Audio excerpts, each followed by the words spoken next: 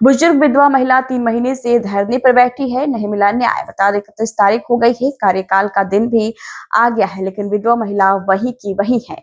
उषागढ़ कार्रवाई भी वही की वही है। हमने बहुत उम्मीद की थी कि आज शायद उनको प्लॉट दे देंगे, लेकिन आज तारीख का अंतिम दिन है और उन्होंने कहा है कि मेरे को बहुत परेशान किया जा रहा है, चक्कर लगवाया जा रहा है। कलेक्टर गौरव अग्रवाल जी के पास कई बार गए हैं तो उन्होंने कहा है कि आयुक्त सिद्धार्थ पिलिथिचीन करेंगे और सिद्धार्थ जी कहते हैं कि जयपुर से होगा। जयपुर के मंत्री छबक खरा जी भी आ गए हैं, सबने देख लिया है क्या मरणोपरांत काम होगा, कहाँ होगा बता दे। वो जगह महिला उषा गर्ग 3 महीने से जेडीए में भी धरना दिया था। 35 साल पहले यूआईटी की स्कीम निकली थी प्लॉटों की, तो कीर्ति नगर में हम लोग ने प्लॉट करा था, तो उसमें हमारा प्लॉट आया था।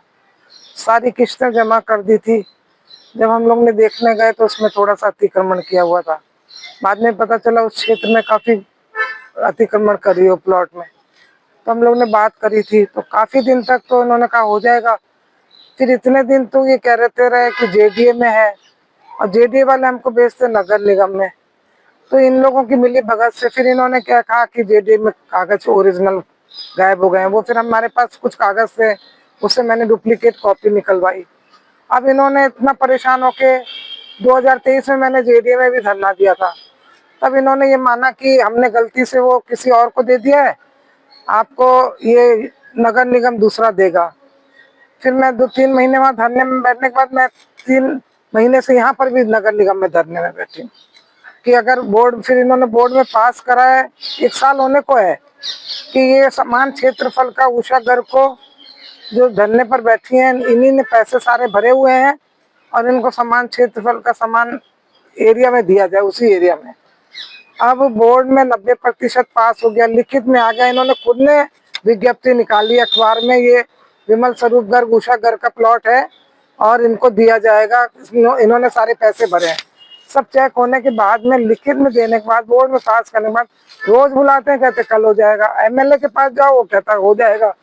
कलेक्टर गौरव गोयल के पास भी गए हम, 20 बार कहते हैं, वो कहते आयुक्त कर देगा। मैं आयुक्त के पास गई तो कहने लगा कि ये तो वहाँ जयपुर से होगा। जयपुर से खर्रा साहब आए थे मंत्री जी, उनको भी दे दिया। उन्होंने भी मीटिंग ली, जेडीए वालों से सबकी मीटिंग ली, बोला कि इसको तुरंत प्रभाव से करवाते हैं।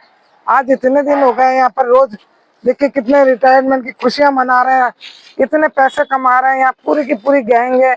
मैं विधवा 65 साल की बुजुर्ग महिला, सुबह से शाम तक यहाँ पर रहती। मेरी अभी कल तबीयत भी खराब थी, तबीयत, मौसम चेंज हो, तबीयत खराब है। इन लोगों को कोई दया नहीं है। आयुक्त आते हैं, देखते तक नहीं है। महापौर, कलेक्टर, एमएलए, विधायक, सबकी जिम्मेदारी। मैं तो प्रधानमंत्री से, मोदी जी से भी कहना चाहती हूँ, भजन लाल जी से कहना चाहती हूँ, राष्ट्रपति जी से कहना चाहती हूँ, मुनमुन जी से, द्रौपदी जी से, कि आप देखिए, आप लोग सब लोग कह रहे हैं हमारी सरकार सब महिलाओं के साथ है, बुजुर्गों के साथ है, विधवाओं के साथ है, पीड़ित मानव के साथ है, लेकिन हम बहुत तकलीफ में हैं।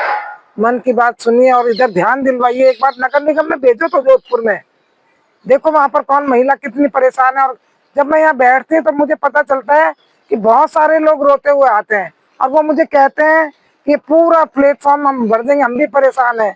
मैं उनको समझाती हूँ कि भाई मेरे इतने बरस हो गए, कोशिश करो, ढंग से करो। मैं मौन बैठती हूँ। आज इन्होंने सुबह, इनके कोई आने वाले थे तो ये लोग क्या करते, पूरी कार कर दी, मेरी जगह घेर दी इन्होंने।